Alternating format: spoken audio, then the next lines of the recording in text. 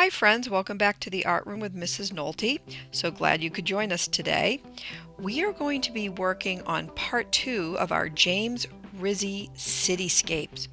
We started part 1, our last meeting, where we created an illustration based on the Cityscapes by James Rizzi. One of the important characteristics in James Rizzi's work was that he would give human characteristics to inanimate objects. Like the buildings in his cityscapes would have faces so they looked human. This is called anthropomorphism. So when an artist creates a human characteristic or a human emotion in an inanimate object, this is a style similar to what James Rizzi would do in his art, which is what we are working on today. So we're going to pull out our drawing that we started in our last meeting, and you should have finished drawing all the faces and doors and windows on your buildings.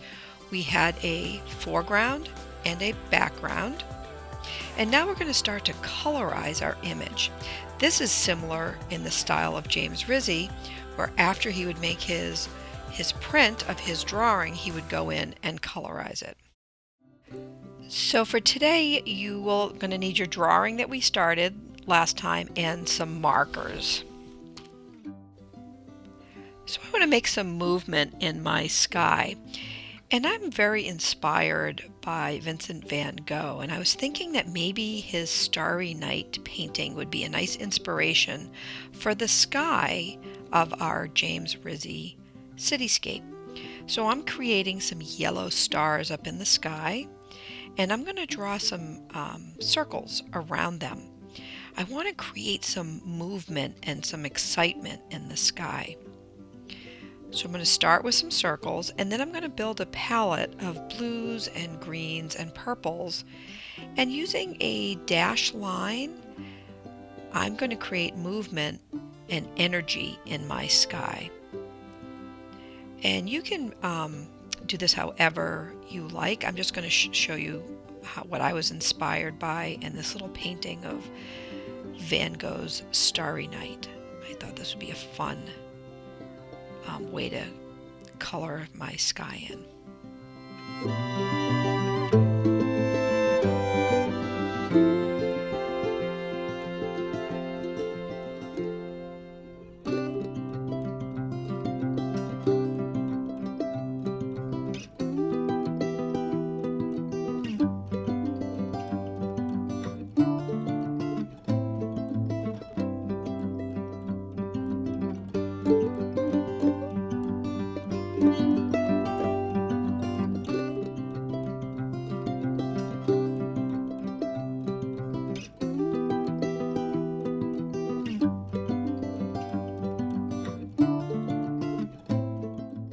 Now that my sky is complete, I'm going to start to color in my buildings. I'm going to start with the smaller elements in my drawing, the doors and the windows first, doors and windows. So what I like to do is I'm going to use my Crayola markers. I'm going to outline the shapes first and outline any small areas, and then I'm going to fill in that area so I make a nice clean design on here. I'm going to try not to scribble and try to make sure that I fill everything in nice and solid. Unlike the sky that we used a dotty pattern to create a lot of movement, the buildings we're going to make them very solid color, not scribbling. We're going to take our time and use a very solid stroke. So I'm going to outline the doors first, outline the window shape, and then fill in all my area in here. So if you notice, I'm starting with a blue pen, and I'm filling in all the little areas that I want to have blue. And I was trying to alternate my area so that all the blue isn't next to each other. So I might do one blue door and then move over a couple and do another blue door and then maybe a blue roof. And now I'm working on some purple, and there's a couple purple roofs and a purple window, and then I'll go to the other side of my buildings. I'm trying to vary the color in my illustration.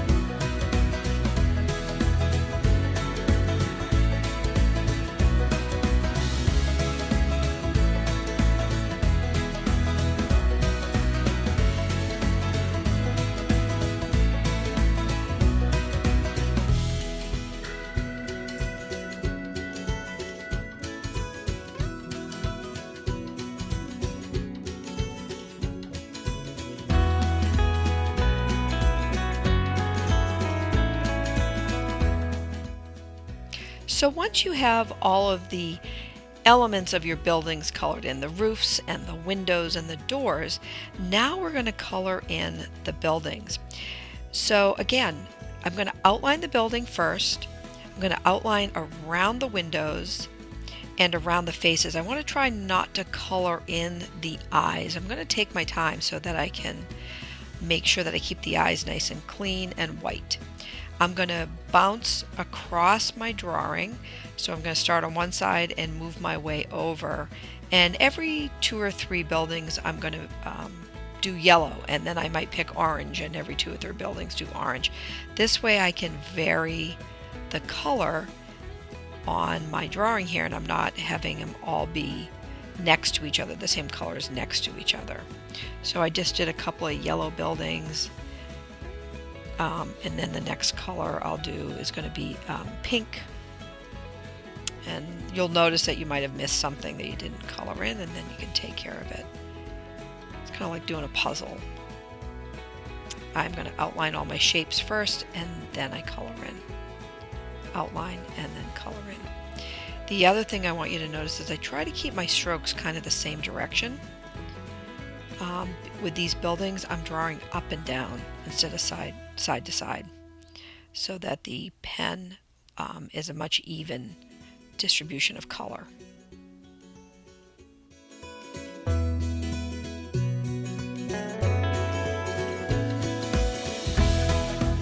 And I had one more little tip that I wanted to share with you.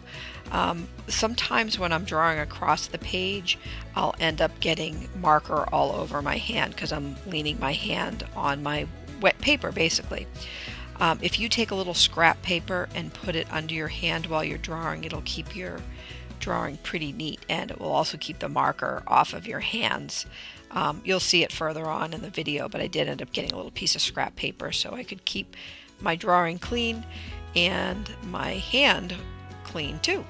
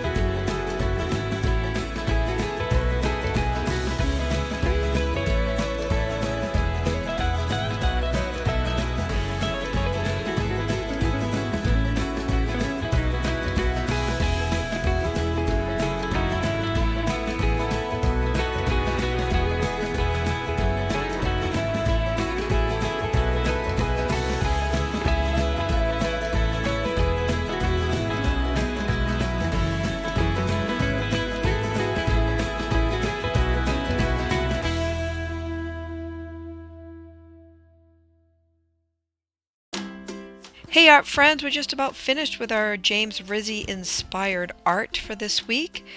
Just have a couple more buildings to finish up, and then we'll be all done. I love the little faces on these buildings. They're so much fun. They're really cute. The bright colors, the vibrancy, the movement in the sky, and making these little humanistic characteristics of the buildings is it's just fun work. I hope that you enjoyed this project as much as I did. I'm really looking forward to seeing what you guys come up with, and I hope everybody enjoyed this, and we'll see you all next time in the art room. Bye everyone.